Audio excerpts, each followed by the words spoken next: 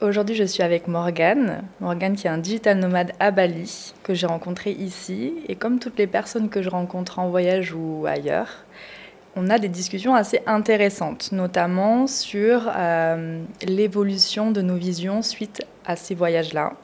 Et c'est ça que j'aimerais qu'on développe aujourd'hui avec toi, Morgane. Comment ça va?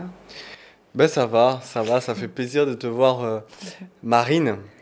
Et j'ai passé un petit épisode pas très funny hein, dernièrement, t'es Oui. au courant, hein, c'était pas super.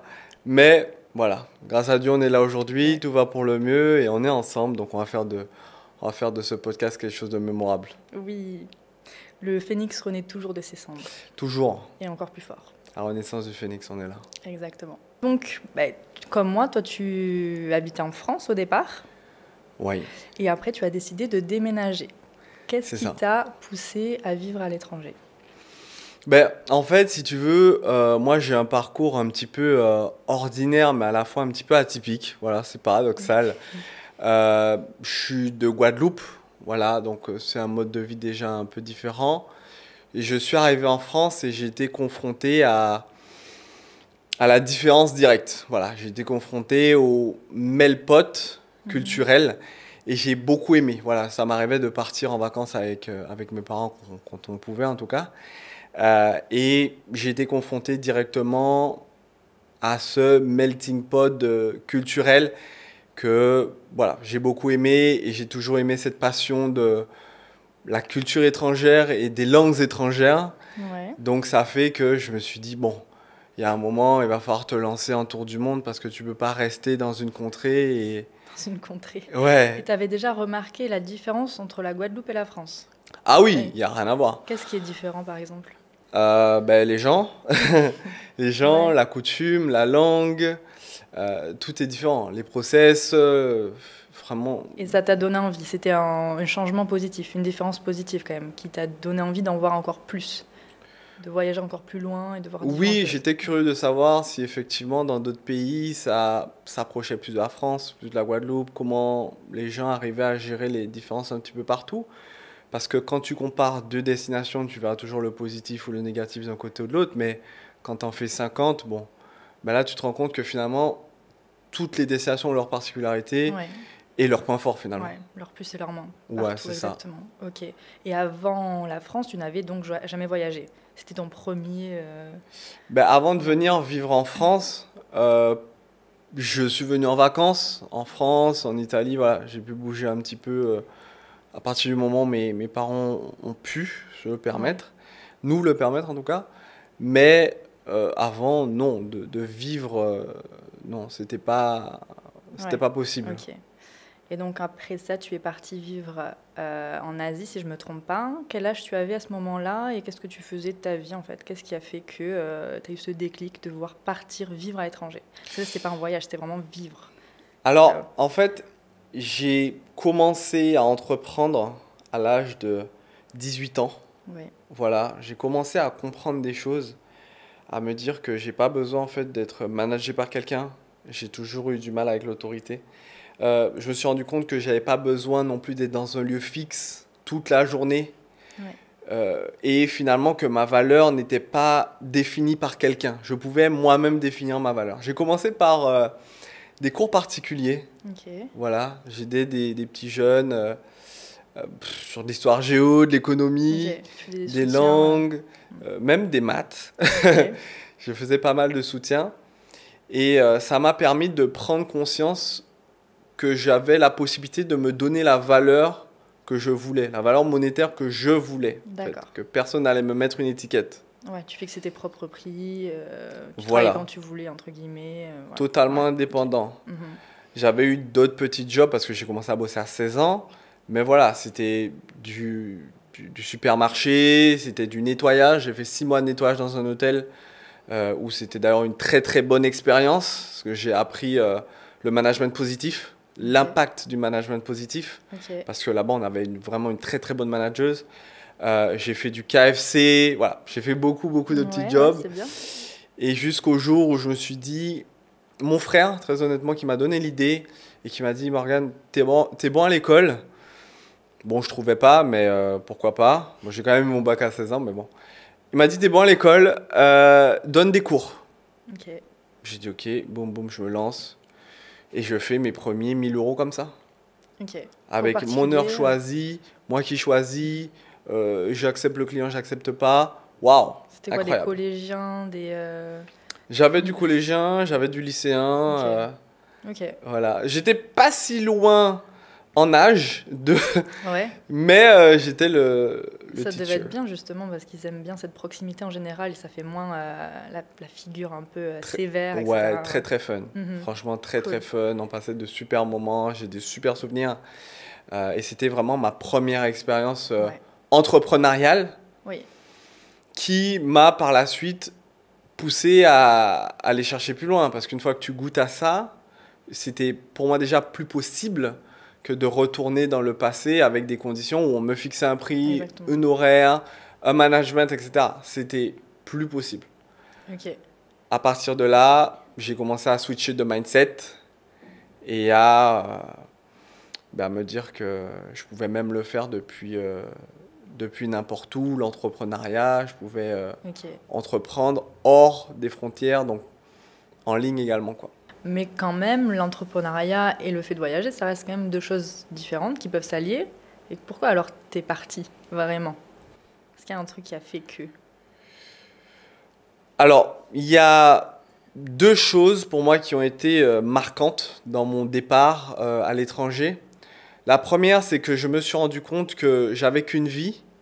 Et malheureusement, quand tu n'as qu'une vie et que tu fais qu'une chose dans une vie, ben, tu meurs avec que des regrets. Mhm. Parce que la beauté du monde, l'homme à la base est un voyageur, Christophe Colomb, etc.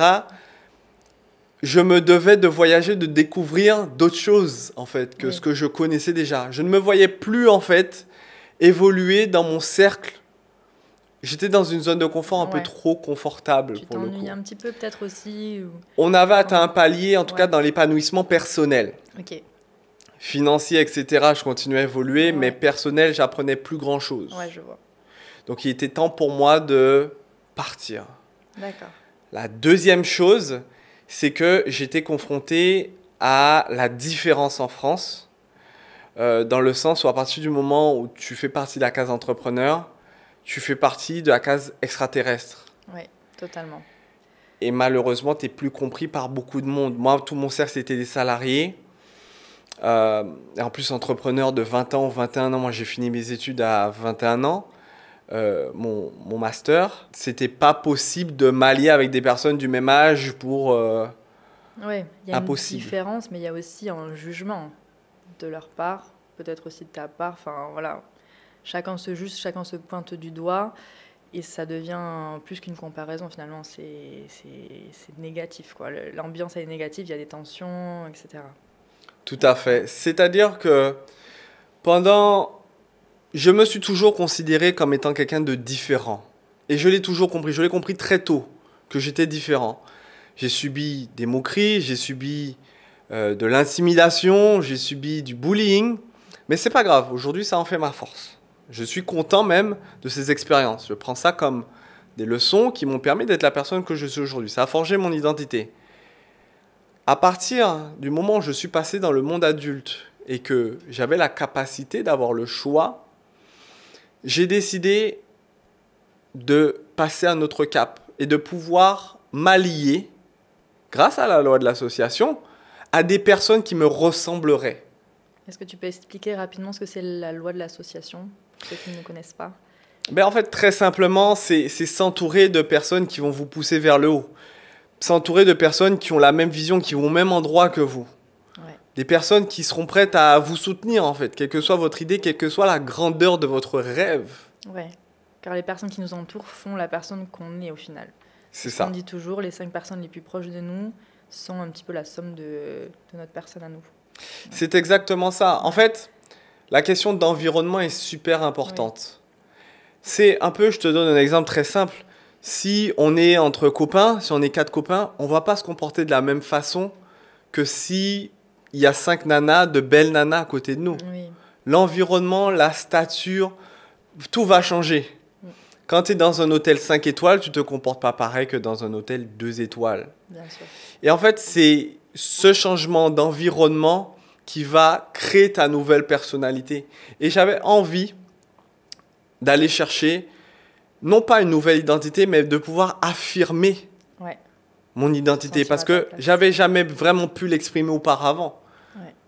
J'avais été victime d'harcèlement, de ce genre de choses, parce que finalement, j'en veux même pas à ces personnes. J'avais tout simplement été incompris de ces personnes. Ouais. Mais c'est pas grave. Aujourd'hui, je les regarde de loin.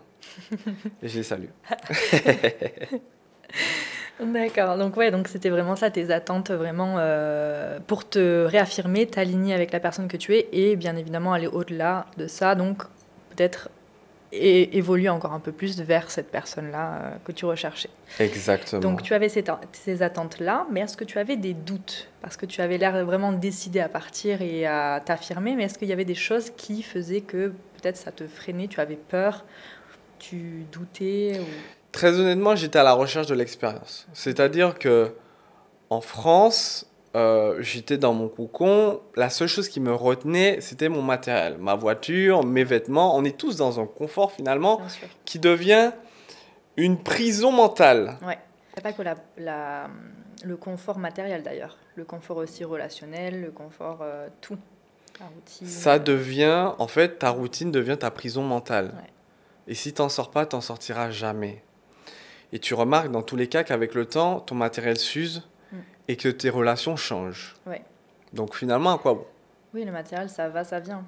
Ça peut être en abondance au début et tu peux ne plus en avoir après, comme l'inverse, ou comme avoir un trou au milieu ou Tout à un fait. bon au milieu. Moi, je me suis vite rendu compte que c'est ce qui m'attachait, me retenait où j'étais. Et je me suis dit, non, Morgane, en fait, il faut que tu t'enlèves ces chaînes mentales et que tu ailles chercher la version de toi-même qui ne s'est pas affirmée.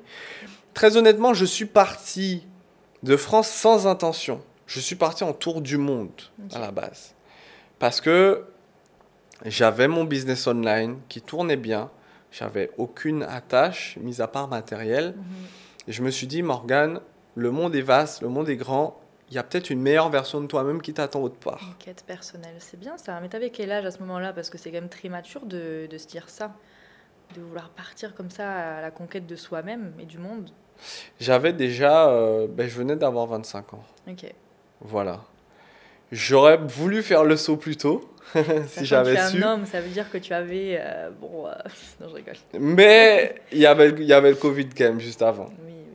Ah, le Covid, 2 ans. Bah oui, Ah, bon, du coup, on connaît tous. du coup, ça a été plus compliqué pendant le Covid. Mais je suis parti sans prétention, sans ambition.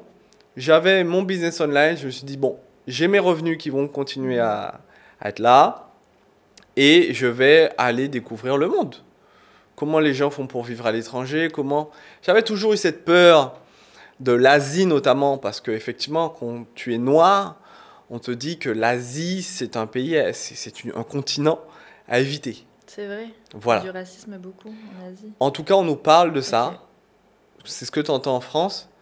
Mais quand tu prends du recul, tu te dis non, enfin... Non. À partir du moment où tu ne vas pas quelque part par rapport à Pierre-Paul Jacques et le cousin du tonton, de l'oncle, du grand frère qui te dit quelque chose, non, tu fais plus rien. C'est vrai. Tu fais plus rien. Donc de là, moi, j'ai décidé de sauter le pas et de tenter moi-même l'expérience. C'est pour ça, là, j'ai envie de partir en Russie maintenant. J'ai envie de tester. Et oui. Donc tu es finalement arrivé en Asie. Est-ce qu'une fois que tu es arrivé sur place, il y a eu peut-être un petit temps d'adaptation, des chocs quelles ont été tes premières impressions en gros? Alors, l'Asie, où je suis arrivé, en tout cas en Indonésie, à Bali, hein, pour ceux qui connaissent, l'avantage comme le désavantage, c'est que je suis arrivé un petit peu comme en Europe, hein, parce que Bali, c'est quand même vachement européanisé. Oui, On va complètement. pas se mentir, c'est pas, tu te retrouves pas non plus hyper, enfin, t'es dépaysé, mais voilà. T'as toujours tes repères. Hein. Voilà, t'as tes repères, t'as tes standards, Oui. donc Ton voilà. petit confort, tout ça. Je suis arrivé et figure-toi que j'ai fait 3 semaines à Canggu et que j'ai pas aimé du tout. Je me suis dit non, c'est pas ce que je suis venu chercher. Ouais. Je suis parti au nord-est de l'île, vers Guiania. Et là, ben, je peux te dire que j'étais dépaysé. Voilà, là, il n'y avait plus d'anglais, il n'y avait plus de resto fancy. C'était local ou local. Et c'est ce Ok. que je cherchais. Ok. Et après, bon, je suis resté quand même 4 mois. Mais au bout d'un moment, le lien social et les repères manquaient. Ça te manque forcément, oui. Voilà, C'est donc bon en même temps, je me mais suis dit ouais. qu'il fallait que je me rapproche de nouveau de Canggu. Voilà, le fameux Canggu qu'on adore et qu'on déteste à la fois. Voilà, c'est ça. Ça fait combien de temps que tu vis à Bali et que tu vis à l'étranger, en gros? Alors que je vis à l'étranger, ça fait 4 ans. Plus de 4 ans même, ça fait 5 ans. Ça fait 5 ans que je vis à l'étranger. Et à Bali, ça fait 2 ans et demi. Voilà, cette année, ça fera 3 ans que je suis installé sur cette merveilleuse île. Ok. Voilà, où j'ai rencontré énormément de monde, dont toi. Oui. Voilà, j'ai fait de fabuleuses rencontres. Ben oui, d'ailleurs, en parlant de rencontres, comment tu as vécu un petit peu ce défi relationnel? Est-ce que tu t'y es bien trouvé? Ce qui est génial en fait quand tu es à l'étranger et qui fait la différence vraiment quand tu es dans un cercle que tu connais, c'est que tu as ce challenge de grandir toi-même et de t'ouvrir à d'autres personnes. Tu es dans l'obligation en fait de te recréer une famille sur Mhm. place, donc d'avoir des relations de confiance, d'avoir un environnement de confiance. Donc je prends référence à la pyramide de Maslow notamment. On pourrait la remasteriser Oui. avec, en rajoutant tout simplement dans les besoins physiologiques l'idée que tu dois avoir des relations de confiance solides avec des personnes sur place. Tu dois pouvoir maîtriser la langue pour te faire comprendre et pour justement avoir un rapport particulier, encore plus profond. Tu dois t'acclimater avec le temps qu'il fait, mais bon, Ouais. ça va, c'est pas trop dur. Mais avec les coutumes, avec... voilà, l'idée, en fait, c'est pas de vivre comme un étranger dans un pays, c'est de vivre dans un pays en respectant sa culture Ouais. et en étant immergé dedans. Peu de personnes le comprennent, ça, honnêtement. Il y a beaucoup de personnes qui sont là pour vivre entre étrangers et pour se construire un petit peu une colonisation dans un pays où tout est fait un peu pour eux, quoi. C'est aberrant. Moi, quand je rencontre des Français ou des étrangers, bon, plus des Français, quand je rencontre des Français qui parlent même pas anglais, ben, moi, la seule réflexion que je me fais, c'est que j'ai un cours qui vous coûte 47 euros par mois. Ou que vous pouvez même utiliser votre CPF et vous former en anglais avec moi. Ça vous éviterait d'être dans un cercle tout le temps avec les mêmes personnes et de parler que français. Sinon, à ce compte-là, autant rester en Franche-Comté. Oui, absolument. Je suis totalement d'accord avec ça. Et en parlant de pyramide de Maslow, je crois que tu es l'une des seules personnes ici que je connaisse qui est presque en haut de la pyramide, là. Comment tu te sens par rapport à cette pyramide et ton développement personnel ici? Je suis pas en haut de la pyramide. En Ouais, fait, qu'est-ce qui te manquerait? tous les jours, en fait, je considère que chaque journée est une opportunité pour être meilleur. Ouais. Donc, tous les jours, ma philosophie, c'est de me dire, Morgane, qu'est-ce que tu as fait pour être mieux que la veille? Je considère, et ma vision des choses, c'est que la médiocrité doit rester le plus loin possible de moi. Je ne suis pas pour un monde de compétition, mais le monde est fait de compétition. Dès le scolaire, tu as un premier de la classe, tu as un dernier. Tu en as un qui est vénéré et l'autre dont on se moque. Ouais. On ne se moque pas du premier de la classe, on se moque du dernier.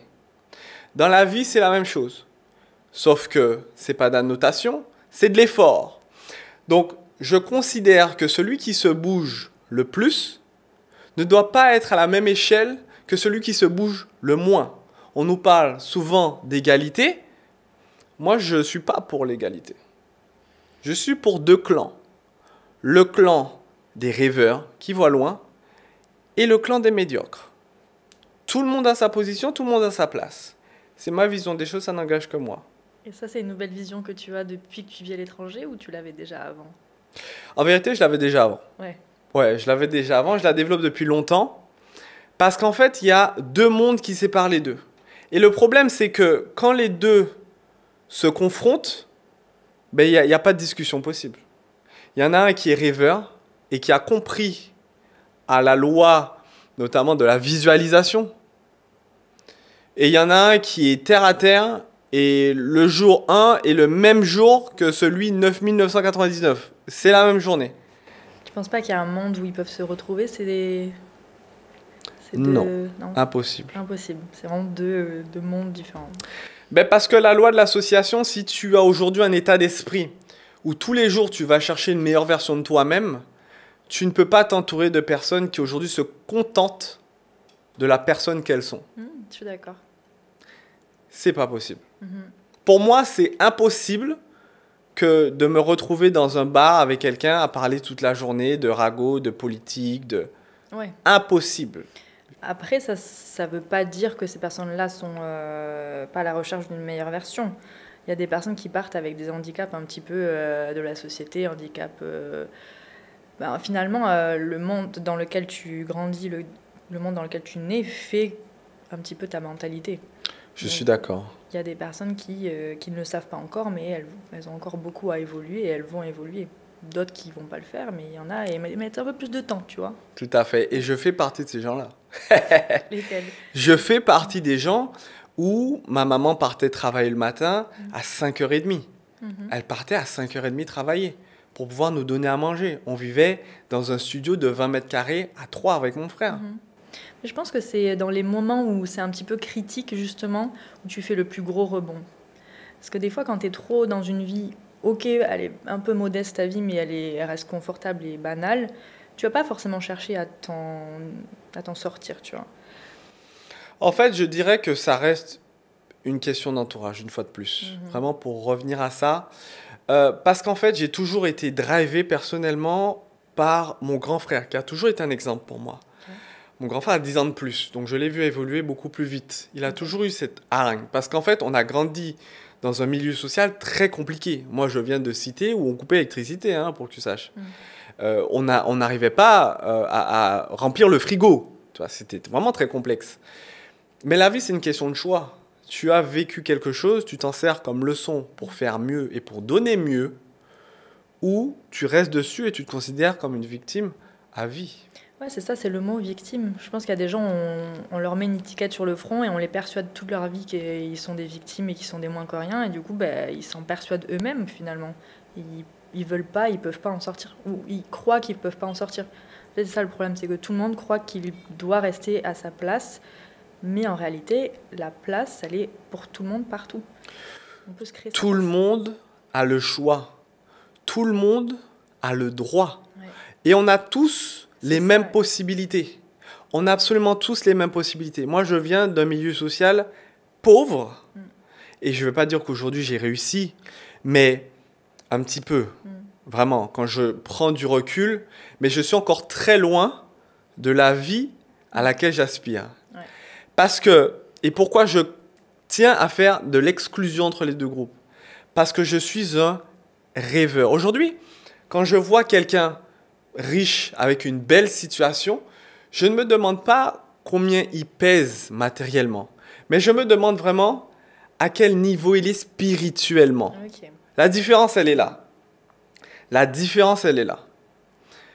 Le médiocre va envier la personne qui a des résultats et elle va essayer de lui mettre des bâtons dans les roues. La personne qui a du mindset rêveuse va se demander à quel niveau de spiritualité cette personne est pour en être où elle est aujourd'hui. Parce que la spiritualité, en fait, c'est quoi? C'est le reflet de ton matériel. Aujourd'hui, tu ne peux pas me dire que tu as du succès dans ta vie si ta spiritualité n'est pas développée. Impossible. Tu penses, je pense quand même que c'est possible l'inverse. Impossible. Si tu nais dans un milieu hyper riche, etc., après tu flambes et tu fais n'importe quoi de ton argent, mais ton niveau spirituel, il est... Pour moi, ce n'est pas la richesse. Ouais, pour moi, c'est pas la richesse. Tu parles richesse. de richesse matérielle égale richesse spirituelle, mais du coup, pour moi, c'est pas lié. Aujourd'hui, la richesse, c'est pas avoir de l'argent sur ton compte. Oui, d'accord. Pour moi, la richesse, c'est de remplir toutes les cases de ta vie qui te permettent d'être une bonne version. Ta santé, ton temple divin, ton corps, ton éducation, ta relation de couple ou ta relation même avec toi-même et tes finances. Si ces 5-là ne sont pas à 100% où tu ne travailles pas dessus tous les jours, tu n'es pas riche pour moi. Si tu es une femme, tu as aujourd'hui 100 000 followers, 200 000 followers, mais que tu as un mari qui n'est pas là pour toi et qui ne te met pas dans ta case de féminité, ne te met pas à ta place de féminité et lui à sa place de masculinité, pour moi, tu n'es pas quelqu'un qui a réussi. Et en tant que personne célibataire, est-ce qu'on ne pourrait pas enlever une des 5 cases que tu dis? Est-ce que la relation de couple, on ne pourrait pas peut-être la remplacer par une relation amicale ou de famille pour toi? Ou tu penses que c'est vraiment nécessaire, la relation de couple? Moi, je pense qu'une relation de couple est nécessaire. En fait, non. Je pense que la relation de couple n'est pas nécessaire, mais c'est un boost. Okay. Quand tu trouves la bonne personne qui te comprend, qui t'aide et qui te supporte, te soutient, pour ceux qui ne parlent pas anglais, je propose un cours d'ailleurs, je le rajoute juste comme ça. À partir de ce moment-là, tu es capable d'aller 77% plus vite que si tu étais seul. Et c'est pas moi qui l'invente, hein. Vous pourrez regarder les chiffres. Ça sort d'où cette étude? Une étude américaine, tu regarderas. Ouais. Mais je t'invite à regarder après, je te montrerai après le podcast. Okay. Voilà. On mettra le lien de l'étude. On mettra le lien de l'étude avec plaisir. Dans tout ce cheminement et cette quête de la meilleure version de toi, est-ce qu'il y a des moments où tu oublies un petit peu d'où tu viens parce que ça devient un peu pas la banalité, mais tu sais un peu ta zone de confort. Maintenant, tu es qui tu es, tu vois, et tu veux toujours plus. Et est-ce que tu arrives quand même à voir un petit peu d'où tu viens et le parcours que tu as fait? On se rappelle toujours d'où on vient, Marine. C'est-à-dire que tous les jours, je fais un gros travail de gratitude.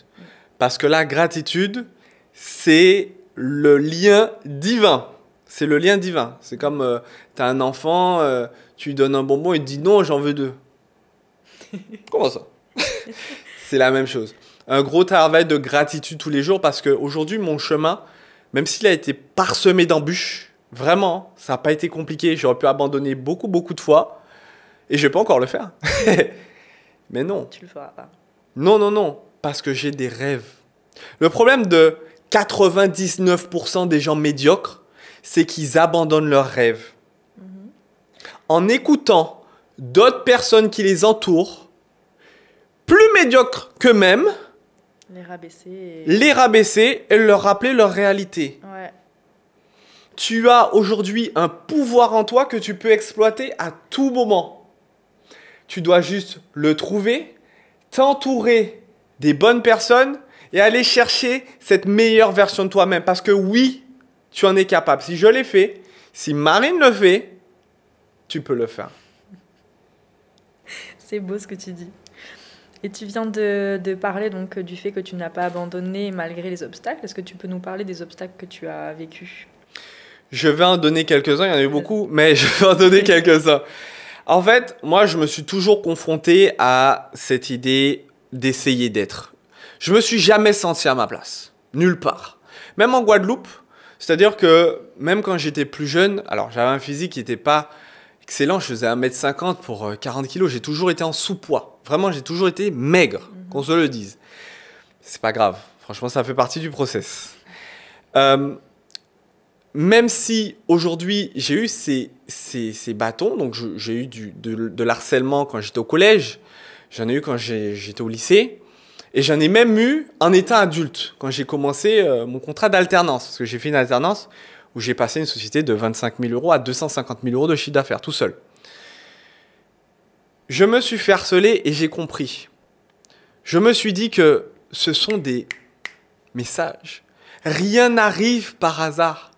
Tout est écrit. Et tout ce qui t'arrive aujourd'hui est pour ton meilleur demain. Est-ce que Marine, tu t'es déjà dit, quand tu étais en couple, hein, là tu es célibataire, d'ailleurs pour pas très longtemps je suppose, une jolie femme comme toi. Est-ce que tu t'es déjà dit, quand tu es en couple, si j'étais encore avec lui, je n'aurais pas rencontré lui? Ton dernier copain que tu as eu, si tu avais toujours été avec le premier copain, oui. Tu n'aurais pas connu le dernier. Ah non, mais je ne me serais même pas connue moi-même en fait. C'est la simple réponse que j'ai envie de te donner. Je l'ai quitté pour me trouver. Tout est écrit. Et tout ce qui se passe a une raison d'être. Aujourd'hui, moi, si j'étais resté avec ma première copine, je ne sais pas où je serais aujourd'hui. Je serais, mais définitivement jamais ici, par contre. On ne serait pas dans ce studio à parler. Ça, c'est sûr. Tu vois, on en revient toujours aux relations, que ce soit le couple, que ce soit ton entourage, ta famille, etc. Tout fait que soit tu restes dans un endroit sans grandir, soit tu quittes cet environnement toxique et tu t'épanouis. Parce qu'aujourd'hui, l'humain, c'est quelqu'un d'énergétique et d'influençable. Aujourd'hui, comme tu peux le voir, quand tu t'associes à des personnes qui font de l'argent, eh bien, faire de l'argent, ça va devenir une normalité pour toi. Si aujourd'hui, tu n'as pas de bons revenus et tu aimerais avoir une vie, entoure-toi de personnes qui ont déjà cette vie, en fait. Mais je suis d'accord parce que ça fait partie de ce qu'on appelle les croyances limitantes. Moi, je viens d'un milieu pareil, modeste, où on est dans une case et on y reste parce qu'on, voilà, c'est écrit en fait, on est comme ça. Et donc j'ai toujours une relation à l'argent très compliquée, une relation à l'épanouissement professionnel et personnel. Et donc petit à petit, à force de côtoyer des personnes, notamment grâce à Bali, parce qu'ici, on va pas se mentir, c'est hyper enrichissant, toutes les rencontres qu'on fait, ben, je me rends compte que c'est possible pour tout le monde et que moi aussi, en fait, je peux le faire. Et tu vois, j'en suis pas encore à 100% dans le truc, mais petit à petit, je suis convaincue que je vais y arriver et que moi aussi, je peux le faire. Et que c'est pas parce que je viens de tel milieu que je m'appelle Marine et que voilà. Tu sais, dans le cheminement le plus fou, Marine, je vais te dire. Dans le cheminement, je subissais du harcèlement, où j'avais 1 million de raisons d'abandonner, d'arrêter, de me laisser tomber, en fait.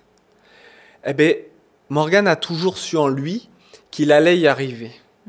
Et je suis qu'au début du process. Je suis qu'au début. Même dans les moments les plus critiques, j'ai toujours eu un sourire.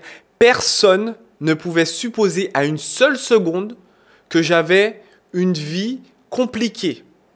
Parce que je sais, j'ai su, et je sais toujours aujourd'hui où je vais. Ouais, on est le maître de notre destin. En fait, tout commence par nous.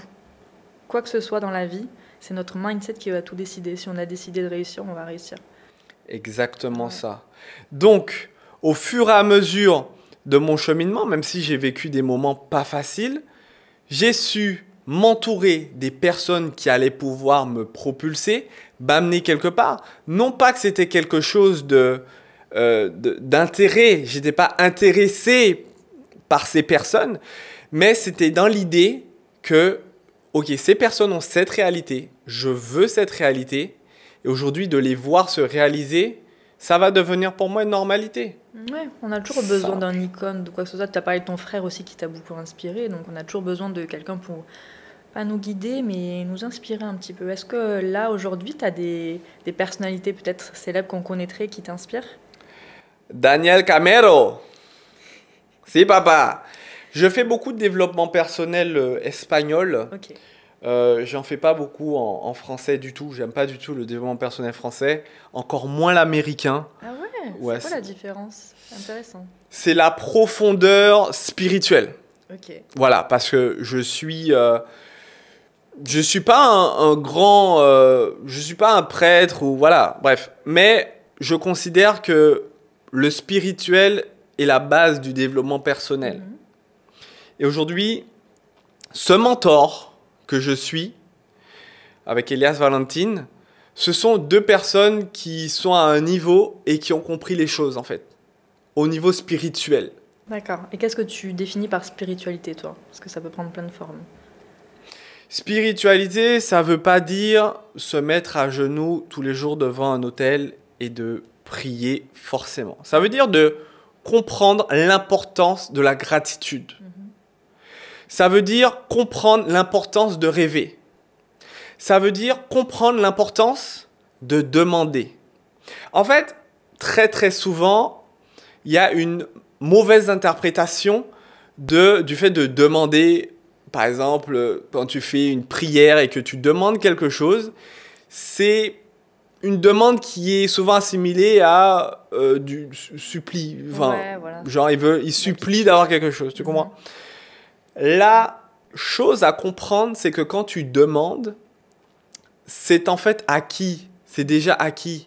Oui, c'est de la vibration. De toute façon, c'est la physique quantique, un petit peu la spiritualité, j'ai envie de dire. C'est de la vibration. Quand tu vibres et que tu demandes ce qui t'est destiné, ça t'arrive. Quand tu demandes parce que c'est quelque chose que tu aimerais avoir et que tu considères que tu n'as pas, mais que tu aimerais, tu ne l'auras pas. Il faut y croire. Il faut y croire et il faut se sentir merecedor. C'est-à-dire que il faut que tu te sentes que ça te revient de droit. C'est légitime. C'est légitime. Ça te revient. Et je prends une citation d'un livre que j'ai beaucoup aimé, Karma Sutra. Tu connais pas? Non. Très bon livre. Où Steve dit, tu dois considérer que le karma te doit des choses. Et moi, je me dis, Marine, avec tout ce que j'ai vécu, et je ne suis pas rentré dans les détails, heureusement, parce que sinon, il faudrait préparer vos mouchoirs. Avec tout ce que j'ai vécu, le karma me doit le succès. Et je vais aller chercher ce que je mérite. Et je te le souhaite, Morgane. Bien évidemment. On va le chercher. Je fais de l'argent facilement comme je respire. On va le chercher. C'est le secret, donc, pour faire de l'argent comme tu respires, de croire.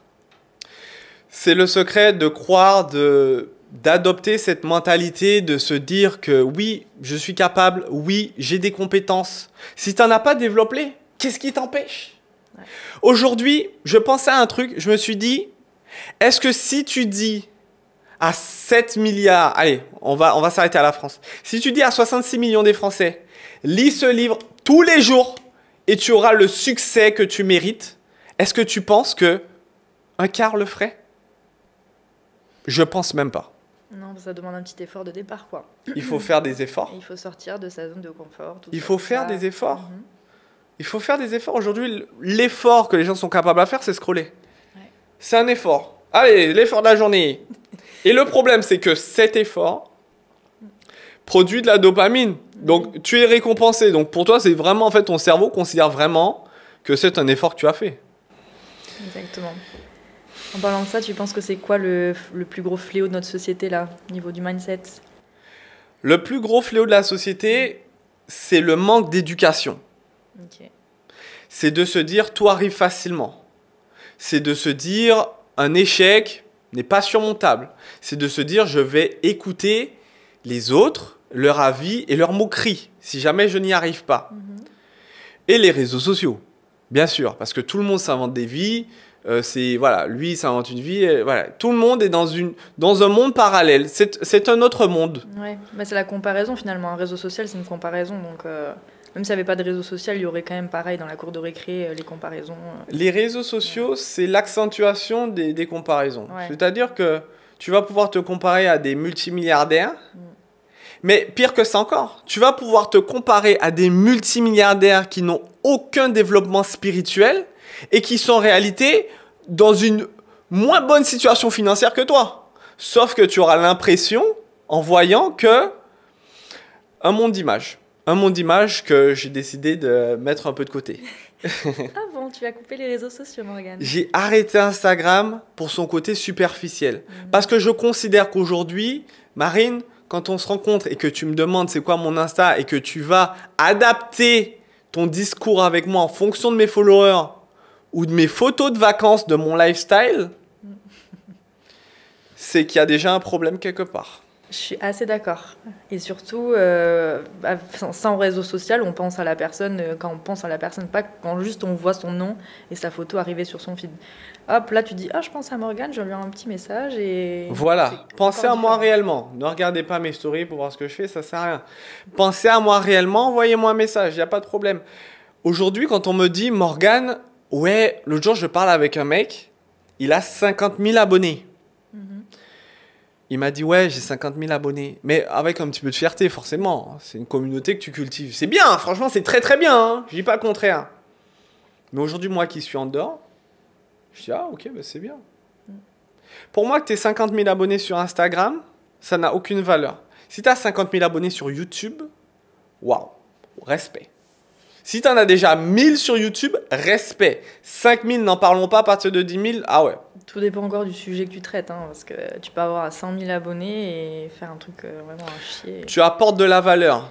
il y a de l'apport de valeur. Tu peux pas avoir beaucoup d'abonnés sur une plateforme de format long si tu apportes rien. Oui. Après, tu peux apporter du divertissement, tu peux apporter mais des vidéos qui durent 30 minutes où tu fais du facecam, etc. et tu as du... Non, ça, c'est pas possible. Par contre, sur Instagram, tu as besoin d'atouts physiques. Tu as juste besoin d'atouts physiques et d'un certain genre. Et puis c'est bon. Pour pas citer genre féminin. Pour pas citer les atouts physiques aussi. Et ça fait tout le job, quoi. Oui. Je voulais savoir en une phrase, un mot, peu importe, comment est-ce que tu définirais ta vision de la vie avant et après tes voyages? Alors, ça, c'est une excellente question. Avant les voyages, avant la vie à l'étranger, avant de prendre mon courage, en fait, à deux mains, j'étais dans une vie où j'essayais d'être. Je suis passé d'essayer d'être à être. Parce que je me suis rendu compte à l'étranger que la version de moi-même, 100%, pouvait être appréciée, pouvait être contagieuse. Et j'ai rencontré beaucoup de personnes, finalement, qui partageaient cette même vision que moi, ces mêmes aspirations, ces mêmes rêves. Et je peux te dire que ça fait un bien fou. Et donc ça, c'est aussi passé par la validation d'autrui. Le fait que les gens valident ta personne. Est-ce que si les gens ne t'avaient pas validé à l'étranger, tu aurais encore continué à voyager jusqu'à qu'on te valide? Qu'est-ce que tu aurais fait, tu penses? Personne ne m'a jamais validé. J'ai jamais attendu de validation extérieure. C'est fou, hein. Je me suis tatoué à 16 ans une sirène sur le mollet qui dit Sigo Miss Ideales. Je te le montre tout à l'heure. Sigo Miss Ideales. Ça veut dire quoi? Je suis mes idéaux, je suis mes rêves en gros. Oh là là. Je ne vais écouter aucun chant de sirène. Je ne vais pas écouter. J'ai déjà ma sirène, elle est là. Je ne vais pas écouter. Je vais suivre ma destinée. Et la validation extérieure, je n'ai jamais eu besoin. La seule personne qui effectivement avait un petit impact sur moi, et a toujours un petit impact sur moi quand même, c'est mon frère, mes frères, ma famille, plus ou moins. Et j'ai toujours eu cette chance, entre guillemets, admettons-le, si on peut parler d'inégalité, c'est peut-être cette chance que j'ai eue, c'est d'avoir une famille qui me donne carte blanche sur tout et qui ne me juge absolument jamais. Ouais. J'aurais pu être clown, j'aurais pu faire... J'aurais pu d'ailleurs. Merci. Footballeur, j'aurais pu faire électricien. Jamais, ma famille... Ils m'ont toujours dit tant que t'es heureux, nous, je suis complètement d'accord. On valide. Très important la famille. Et ça prend beaucoup plus de temps quand il faut passer le cap de la famille pour commencer à vivre. Oui, oui. Alors, la famille, effectivement, a un impact important. Mais si tu veux un environnement, une vie différente, il faut commencer par avoir un environnement différent.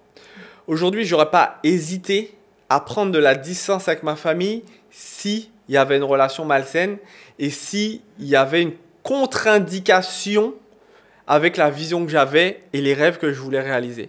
Ça ne dit pas que tu dois couper les ponts à 200%, ça dit juste que tu vas éviter certains sujets de conversation. Après, tu dis ça parce que tu l'as pas vécu, mais est-ce que tu penses que vraiment, si tu avais eu cette famille-là, que tu aimes profondément, etc., avec qui tu es proche, qui t'empêchait de faire quelque chose, tu aurais vraiment dit basta et tu serais parti? Je pense que oui. Ok. Je pense vraiment que oui. Je me suis fait virer de chez moi à 16 ans. Ok. Voilà, je me suis fait virer de chez moi à 16 ans. Bon, je ne rentrerai pas dans les détails, mais c'était déjà une épreuve pas simple parce que j'affirmais mes idées. D'accord, ok. Mes parents n'étaient pas d'accord avec mes idées quand j'avais 16 ans. Bon, pour le coup, c'était des conneries parce que je voulais changer de lycée, parce que j'étais amoureux. Et mes parents n'ont pas validé l'idée. Ils ont dit, attends, mais tu as un lycée qui est à 20 minutes. Tu vas aller à un lycée à 1h30 pour une fille? Mais t'es fou. T'es fou amoureux. Voilà, j'étais fou amoureux. On s'est pris la tête comme pas possible et puis on m'a foutu dehors. Ouais. J'ai pris mes dispositions. D'accord. Et tu as vu que tu pouvais t'en sortir comme ça, donc ça a renforcé peut-être le fait que tu continues à suivre tes idéaux, quoi. J'ai vu que ça marchait. Et voilà. Voilà. Pour être très transparent avec toi, j'ai atterri du coup chez mon père, où ça s'est également mal passé, pendant 3 mois, enfin après 3 mois. Et j'ai atterri du coup chez mon oncle par la suite. Toujours la famille, finalement. Mais C'est j'ai là. quand même eu mon bac à 16 ans, tout Ouais, s'est c'est bien vrai. passé. Ma copine finalement, ben, ça s'est terminé. Ça Voilà, arrive. tout ça d'effort pour ça. Ça arrive.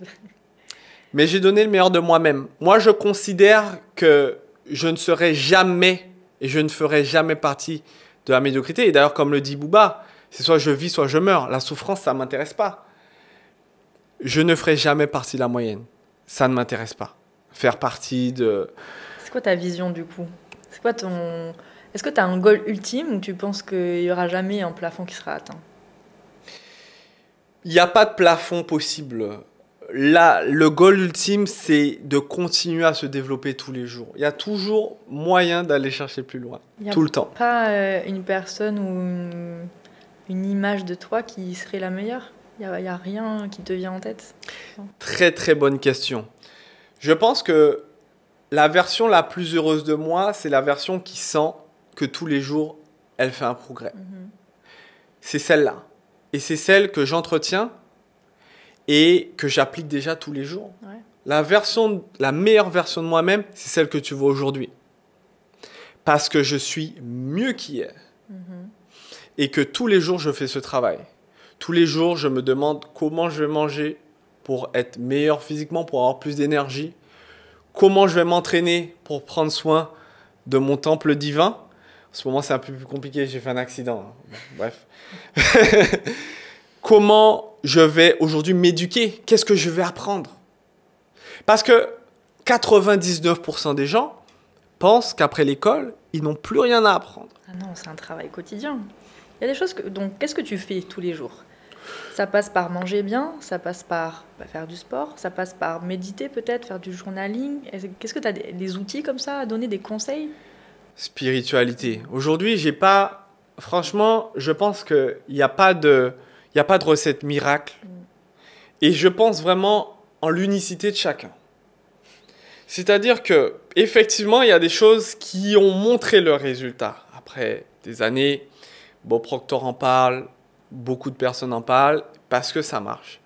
Mais je pense qu'il n'y a pas de formule miracle. Moi, aujourd'hui, je passe par de la prière, parce que je considère que si aujourd'hui je suis là, si aujourd'hui je suis en bonne santé, si aujourd'hui il y a tout ça autour de moi, si aujourd'hui je fais ces rencontres, c'est grâce à quelqu'un, c'est grâce à quelque chose.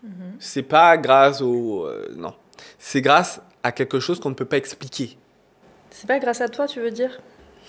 Non, j'ai pas le contrôle sur tout. J'ai pas le contrôle sur ce qui se passe dans mes intestins.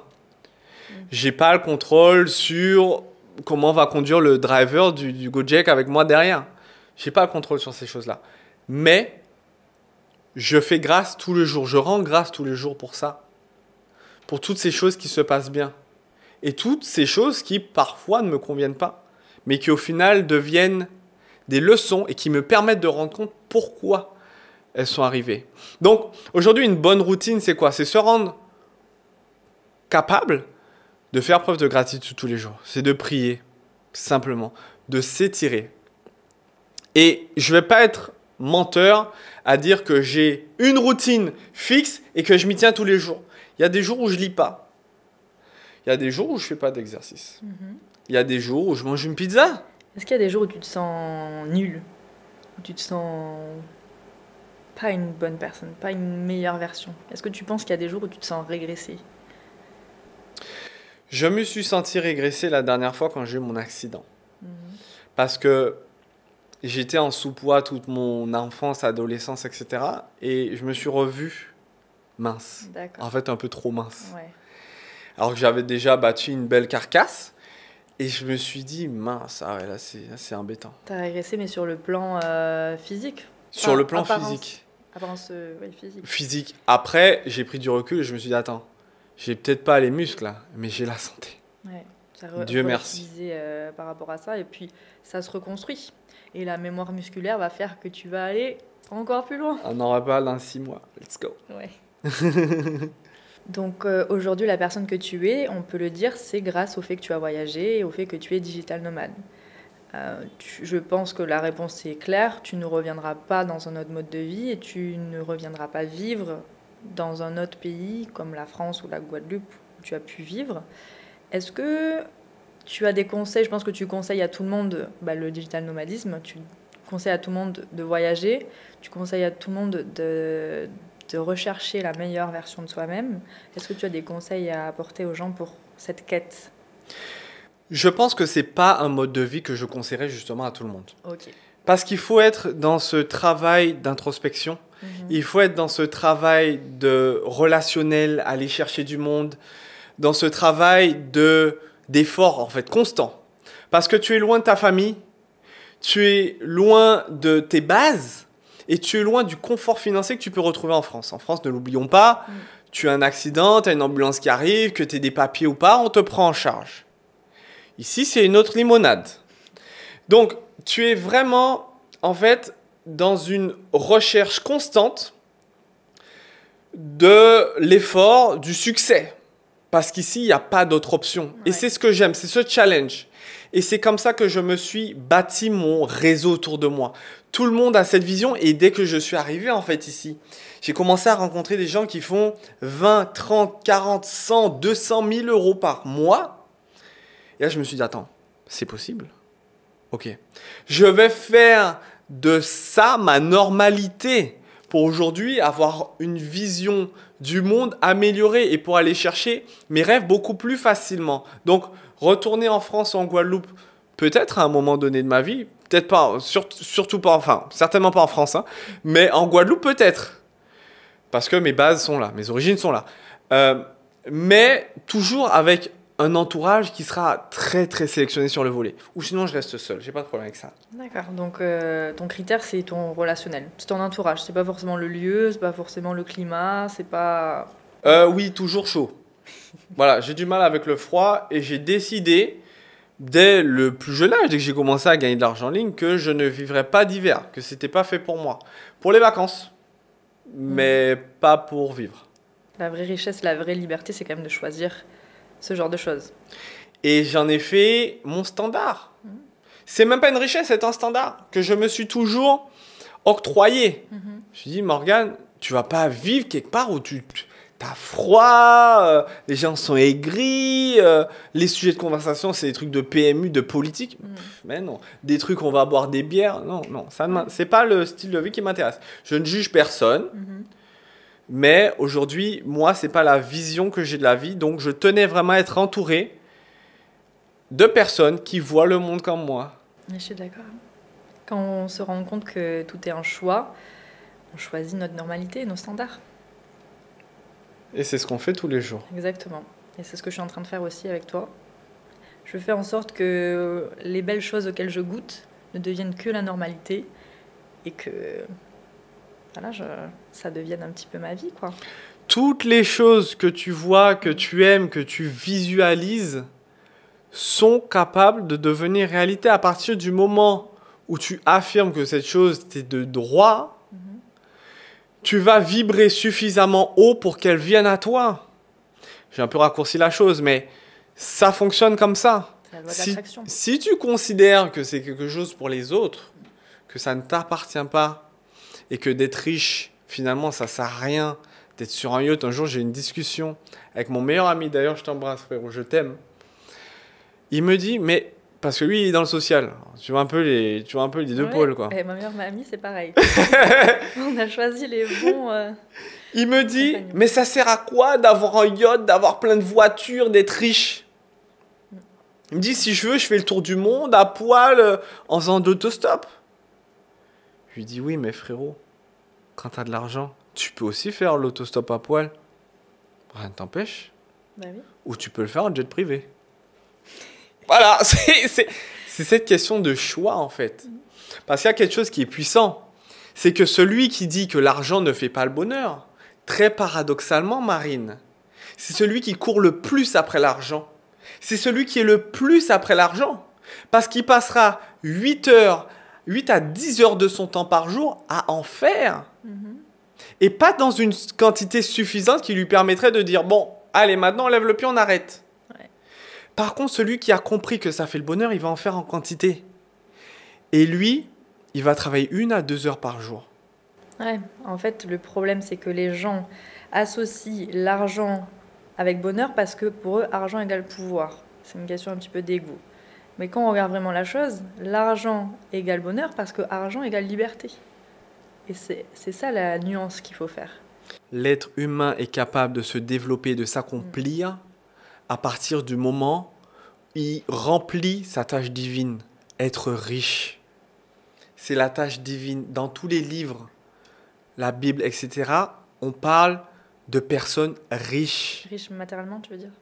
à Non, tous les niveaux. sur le niveau. On ne parle pas de personnes qui ont des soucis du quotidien à clôturer le mois. Mhm. On parle de personnes de riches, Ouais. qui ont du pouvoir, qui ont de l'influence et qui ont de l'impact. Mhm. Des personnes riches. Je pense aussi qu'il faut remettre dans son contexte que riche, ça ne veut pas dire milliardaire non plus, quoi. Ça peut juste... Enfin, même si tu te mets à 10 000 euros par mois, t'es riche, t'es bien, t'es confortable, Il y en a t'es qui sont libre. riches avec 2 000 euros. Tu peux être riche Ouais. avec 2 000 euros. Bon, difficilement, mais Ouais. peut-être 2 000 euros par jour. Mais, mais à partir du moment où tu as accompli ce que tu voulais et qu'aujourd'hui, tu sens que tu as accompli ton devoir divin, pour moi, tu es riche. Une fois que tu as rempli les 5 áreas de tu vida, comme on dit en espagnol. Je vais mettre à l'espagnol, je pense. Ouais, on va te donner des cours. À partir de là, c'est toi qui établis ta richesse. Et là, tu y es. Mais si tu te contentes et que tu te plains, tu n'as pas lieu d'être. Tu sais, il y a une phrase qui dit, si tu sers à personne, tu n'impactes personne, tu n'influences personne dans le bon sens, tu sers à rien. C'est fort, ça. C'est fort. Ça veut dire qu'on pourrait jamais vivre tout seul, quoi. Ben en fait, si, mais si tu fais tout seul ton petit truc, oui, moi je fais mon argent tout seul, gna, gna, gna, et je suis riche tout seul, tu seras jamais accompli. Et tu peux le voir aujourd'hui, les personnes les plus influentes et les plus riches au monde, elles impactent 1 million de personnes. Enfin, c'est même pas même pas 1 million, c'est des millions de Ouais. personnes. Je suis d'accord. Chaque personne a son rôle dans l'histoire d'une autre, au final. Je te remercie, Morgane, pour cet échange. C'était très, très intéressant. Avec plaisir. Où est-ce qu'on peut te retrouver maintenant, si on a envie d'en savoir plus sur toi? On peut me retrouver sur mon Facebook, Morgane Pas d'Instagram, Dylan. surtout pas d'Instagram. J'ai pas d'Instagram personnel, j'ai un Instagram professionnel, Digital Consulting Academy, que vous pourrez retrouver, où j'interviens quelques fois dessus. Mais à titre perso, je n'ai pas d'Instagram. Je te donnerai mes réseaux qu'on mettra en dessous. Ça peut être toujours intéressant pour les personnes qui sont en quête de mindset, en quête d'accompagnement, personnes qui aimeraient développer une compétence qui peut leur permettre de devenir digital nomade. Aujourd'hui, la compétence numéro 1 qui m'a amené jusque-là, c'est quand même la vente. Savoir me vendre, déjà, et savoir vendre d'autres choses, notamment des programmes de formation et autres. Ça m'a permis aujourd'hui de prendre mon indépendance financière à 100% en main.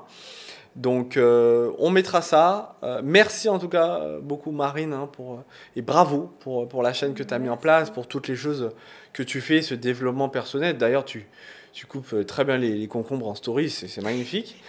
Ça t'a marqué, ça. Franchement, c'est top cette initiative. Donc, je vous invite à partager ce podcast. Celui qu'on a fait là, parce qu'il peut servir à énormément de monde, mais également ceux que feront Marine à l'avenir, parce que ce qu'elle fait, c'est top et elle a une belle vision, c'est impacter un maximum de monde et bravo pour ça. T'as compris. Merci beaucoup. J'espère que je te reverrai bientôt sur le podcast. Pourquoi pas? Eh ben, why not? On peut se reprogrammer ça. Super.